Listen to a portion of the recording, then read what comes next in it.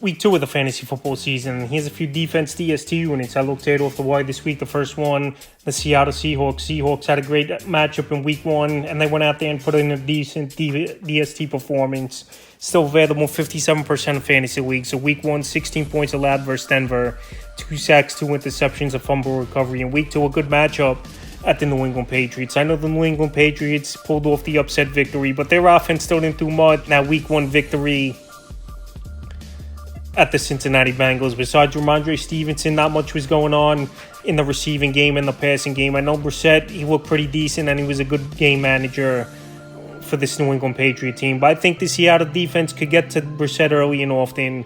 I think they could create few turnovers. We know they have a good secondary, and if their offense could get off to a good start, that's where the defense is going to come into play and start making them one-dimensional, is New England, and start to tee you off on Brissett. So right now, they're definitely in there this week. The next DST is the Denver Broncos. So the Denver Broncos, I know week 1 in a great ball game at the Seattle Seahawks, but they still managed to put up some numbers. 26 points allowed, 2 sacks, an interception, a fumble recovery, and oddly enough, 2 safeties in that game versus pretty good offense. So week 2, a great matchup versus the Pittsburgh Steelers. This Steeler offense, we saw in week 1, they had trouble moving the football, even with Justin Fields in their quarterback and running the football a decent amount of times. He did in that one. I think Denver at home in the home opener, they can make it hard for Fields or Russell Wilson, whoever it is. I know Russell Wilson, if he is going to start in this game, it's going to be a revenge game for Wilson after he didn't like the way it ended over there in Denver. So right now, this Denver Bronco DST, we know they got one of the best corners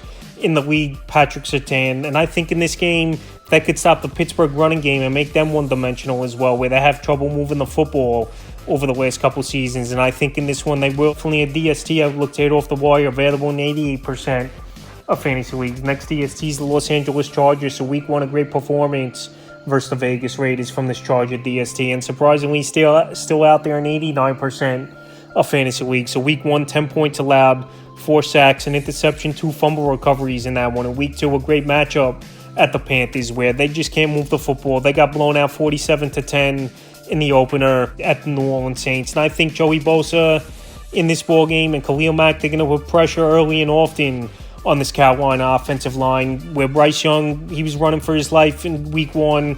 And I think we're going to see more of the same in week 2. And if this Charger offense could put points on the board early and make this team and make Carolina one-dimensional, I think we see more of the same. I'm not saying 47-10 or anything like that, but I think we see a great defensive performance where sacks are going to be in play, a few turnovers in that game.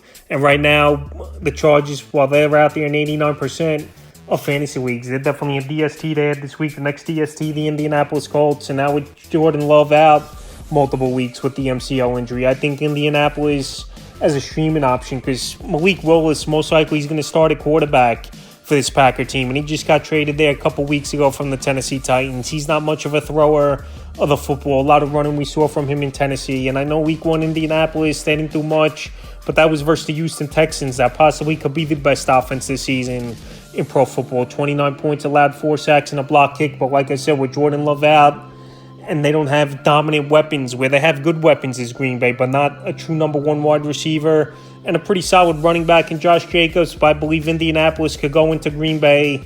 They could make some plays in that game. Like I said, with Love out, I don't see Malik Willis doing much, or if they bring a quarterback off the street to start in this game, he's not going to be up to snuff with the playbook. So Indianapolis is a streaming option, available in 92% of fantasy leagues, is definitely in there this week. In the 5th and final defense DST unit I looked at off the wall is the Washington Commanders. So the Commanders have a great matchup with the division rival New York Giants coming to town. Their 1 week use available in 99% of fantasy leagues. I know week 1 they got the doors blown off, 37 points allowed in that one, lost 37-20 at Tampa Bay, only a sack. But like I said, the Giants are coming to town, and I could see this ball game being a low-scoring game or a high-scoring. Either way it could go.